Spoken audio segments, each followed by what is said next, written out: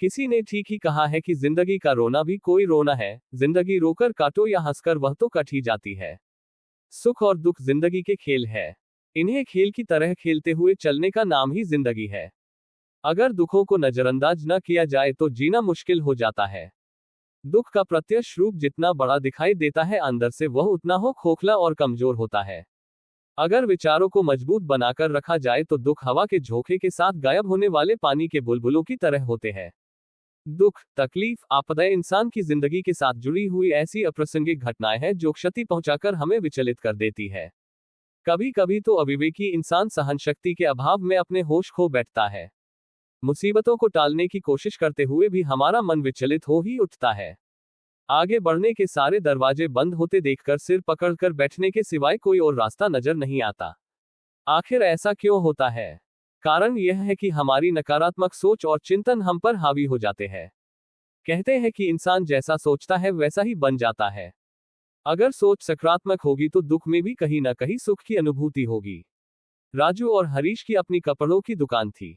दुर्भाग्यवश आग लगने से दोनों की दुकानें जल गई, लेकिन वो दोनों किसी तरह से बच गए। चारों तरफ शोर मच गया। दोनों तरफ के दोस्त और रिश्तेदार उनके घर उनसे मिलने के लिए पहुंचे और गहरी सहानुभूति प्रकट की। राजू बहुत दुखी और निराश था। भगवान पर सारा दोष मढ़ते हुए बोला, हाय अब मेरा क्या होगा? मेरे परिवार का पालन पोषण कैसे होगा? भगवान को मैं ही मिला था क्या? काश मैं भी आग में जल जाता ताकि यह सब न देखना पड़ता। वही दूसरों और जब लोग हरीश के पास पहुंचकर उसका हाल चाल पूछने लगे तो सभी हैरान रह गए। वह बड़ा शांत था। उसके चेहरे पर आशा की किरण झलक रही थी क्योंकि उसकी सोच सकारात्मक थी। उसने कहा, मैं तो बड़ा खुशनसीब हूं, भगवान का लाख लाख शुक्रिया जो मेरी जान बच गई।